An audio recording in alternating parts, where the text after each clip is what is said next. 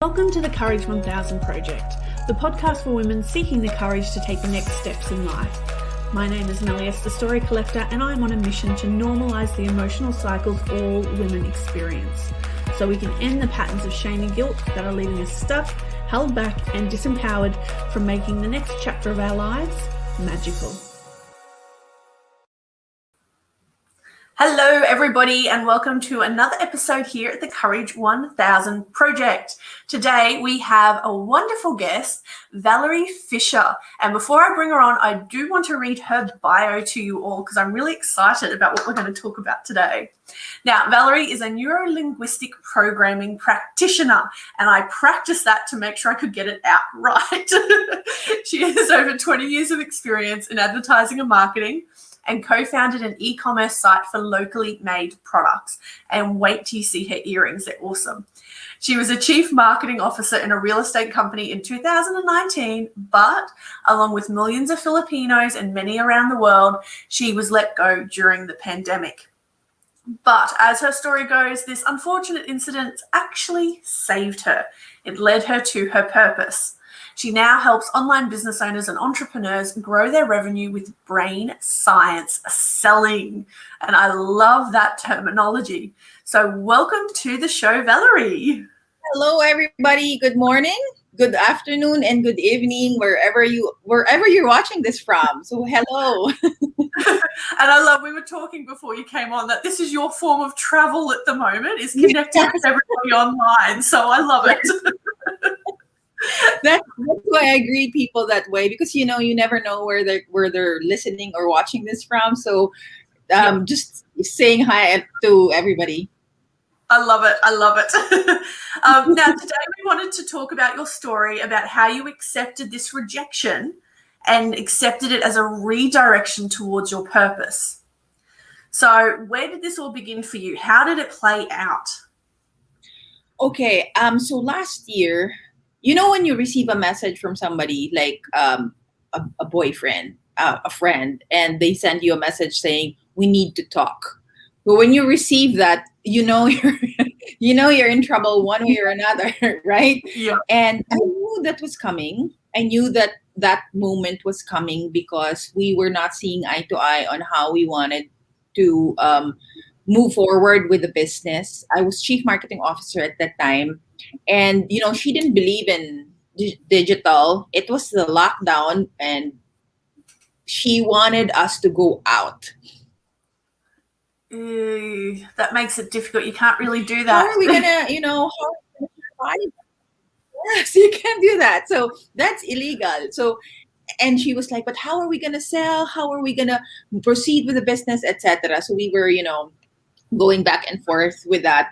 But I was also one of the last to go was one of the last to join the team, because prior to that she hired a lot of new executives.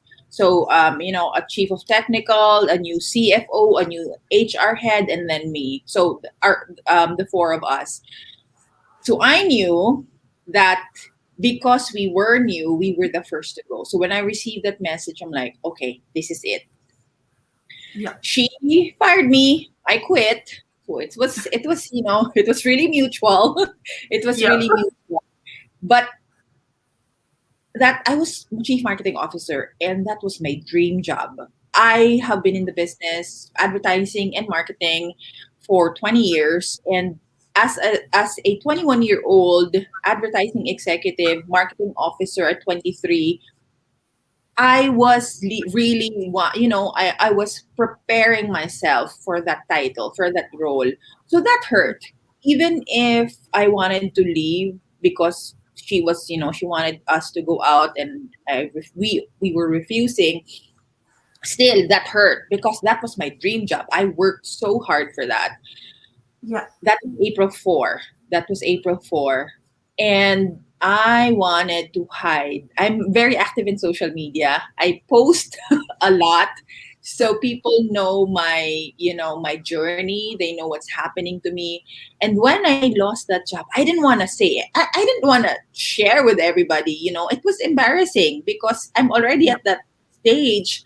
And then, what? You lost your job? Even if it's happening to, many others, like 5 million Filipinos that year. But still, I wanted to hide. I wanted to deactivate my Facebook and all of that. So for a while I did. Courage 1000 is about embracing our emotions. It's about honoring what we feel. So I honored what I felt.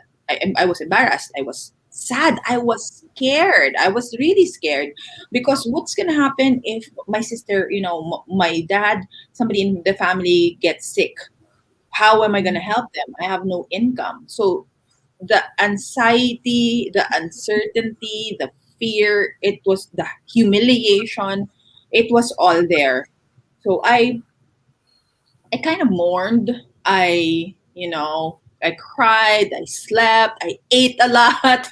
I honored those I honored those feelings. But then many friends, former colleagues, kept on sending me messages on Facebook. Val, we need your help. We know you're in advertising and marketing. You have this business where you sell online. How can you help us? We have to transition our business online or else we won't survive. So all of those messages just kept on coming. And one day, a friend of mine said, "Hey, do you know a trainer? I need to train my team on how to transition to digital." And I gave him 3 options. I said, this person, and this person. These are all motivational speakers because you have to understand in the Philippines, this industry is pretty new. It's a baby industry. So those people that I was recommending were not even actually also active on digital. They were great motivational speakers live, but not online. And he was like, "No, I need somebody who knows and understands digital." And I said, this is where the courage comes in. I said, "You know what? I can do it. I can do it for you. This is how much." So from April 4 to April 23, I was giving out free, here and there, free trainings here and there just to help people out. But by April 23, in what? How many days? 20 days. In 20 days, I was already getting paid. So April 23 was my first paid live training, paid gig. All because I asked. I said, "You know what? I can do it because I can." Because I can. And then the rest is history. It was word of mouth. "Hey, Val did this training for us." And then I also did my own marketing, my, social proof and all the strategies. And I realized I can actually combine my neuro linguistic programming, techniques to marketing because I've been in marketing for 20 years, plus that knowledge that people were asking from me, the digital selling, how do they transition their businesses online? And this request from people, even if they've been in the business for like 5, 6, 8 years, they still haven't transitioned to digital. So, I had a lot of clients, and from that day, 1 year after, I was able to do 190 live trainings. All because of, you know what? I can do it for you. Even if at that time I'm like, what do I share? What's my presentation? How do I do this? How do I start? I just started. I did it even when I was afraid. I just did it. So I love that. how it started. I love it. I love it. And you explained very clearly the emotional cycle that you went through. Yeah, you got pissed off at first because you had to leave. But then once that emotion passed, there was that fear. What comes next? What do I do now? And then it makes sense. Then you went into that guilt phase of, well, I've got to get past this because I've got people to care for. I've got people to look after. And then from the sounds of it, you went straight into this, I'm a phoenix rising from the ashes moment, and when I'm getting on with my life. You went straight into that big hit of self-reliance and went, I'm doing this. Because who else will do it for you? And at that time, 5 million people were losing jobs. I lost my job. How am I gonna, apply? On LinkedIn, I see people, changing their statuses to open for new opportunities. So I knew if I wanted to get back to the corporate world where I was, it was going to be really difficult. It was, really difficult. So we have the power to really take charge of what happens to us. And, despite that humiliation, that fear, you have to go through it. You have to go. Yeah. There's really no other way. That's why I said you honor your emotions. You feel it. Yes, it's okay. It's good that I was able, and friends, family, they're all in amazement. They're like all amazed. How can you do it in such a short time? In 20 days, you rose from the ashes. But they have to understand. I can see it's because you took responsibility. Yes. You took responsibility and went, yes, I'm afraid, but I'm going to move through that. And to me, that's the key. I think that's the most courageous act of all, is going, I need to take responsibility for what I feel and I need to move through it. So I think a big pat on the head for you for being able to do that. And also because the NLP background certification gave me practice. For NLP, you have to reframe your thinking. Am I going to allow myself to feel like a victim this whole time? How long am I going to allow myself to feel the victim? And what are the things that I can pay attention to? What are the things that can help me? What are the things that I can control? And you focus on that. And these things I can control. I'm just at home. These are all in my head. And all I need to do is share it. And I'm going to get paid for sharing it? Yes. Why not? It was a bonus, because even before that April 23 that I was paid, I was doing I didn't even know that I can make money from it. You know what I mean? I'm like, okay, I'm just doing this for help, because everybody needed to help at that time. I was creating Facebook groups for COVID patients who need beds, who need ambulance, who need these things, the plasma. And, I was just getting friends in that Facebook group. I was, helping because one of my businesses with a co-founder of mine is the e-commerce site. So this is where all these earrings come from. One of our partners. And our partners, the makers, the artisans, they didn't know they're makers. How are they going to sell online now? So, I was also giving free trainings for them. So part of this, I believe, is the givers when you give and really be sincere about serving your community, your people, your friends, your family, it goes back to you 100-fold. It's like magic. I didn't expect, like I said, I didn't actually expect to really earn a lot from it. And I was just talking to a former boss of mine. She's like 58 or 60 years old, and she's actually looking at transitioning. Sorry, this is my husband. We're live. Hey, we've all got interruptions. We go with it. Yes. So she's 58 years old, and she wants to become a coach. And she's like, I'm afraid because I need this income, etc., etc. And I said, why are you so afraid that when you leave that job, you're not going to get any more money? It's that limiting belief that that's all we have. When in fact, she's very talented. She has the experience. She has the background. She has all the certifications. If she starts doing her own business, she's going to fly. She's just very afraid. And that's what I want to share with people. You don't have to be afraid. You don't, I mean, it's normal, but what's going to happen if you don't do it? How will you know what's on the other side of the bridge that you refuse to cross? You won't see until you actually do it. I really, really like that. I like that.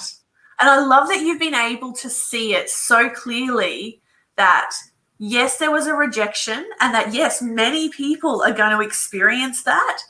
If they haven't already, they are probably going to experience it. And then being the climate, the economy that it is right now, that it's this initial pivot. you need to find a new way to apply your skills on in the digital field. So I love that you've been able to do it and you just went with it, which to me is part of that emotional cycle, is you've got to let your intuition lead at some point. Yes. So you've gotten to this point where you've risen and gone, no, I'm doing this. You've got the fire behind you to move forward. Then you went, I don't know what that is, but okay, I'll go. Exactly. And then just exactly. And I think magic is a huge part of that cycle too. You get to that point where you've got the fire, you've got the intuition to go with it, and then it just turns up in your life. Mm-hmm. Yeah, I liken it to a superhero costume that that was waiting for me to put on. It was there from the start. It was waiting for me. I needed to be enlightened. I needed to open myself up to this possibility. So that's actually what I want to share, and I think that's also what I have been sharing with the kind of life that I have lived so far. I mentioned to you earlier, a few years ago in 2016, I first read, it's actually in front of me right now, the book Start With Why by Simon Sinek. I was recently promoted. I was in a lucrative job. I was one of the youngest executives in one of the biggest companies here in the Philippines. But yet something was missing. Something out there was like calling me. I didn't know what it was. Yeah. But I just, I went with it. I knew something was out there. And when you have a calling, it will call until you answer. It will not stop. You will wake up in the middle of the night. You will, all of these things. So I think that was part of, my calling. And here I am. I needed to start a first business yet, because that first business was going to teach me the skills, all the learnings from that first business. I will include in teaching other new entrepreneurs on how to adjust and transition. I needed to lose my job so that I will feel humbled, so that I will feel, the need to serve at that time. I needed to get this journey. I needed to get myself here in this journey so that I can finally lead and live my purpose. I like it. The final question I was going to ask, I think you've answered already, but I'm going to ask it anyway. If you had to go back in time and face yourself at the very beginning, what would you say to yourself? Because like we said, there's plenty of people who are now in that situation. What advice do you have for them? What would you say to them to give them that courage to move forward?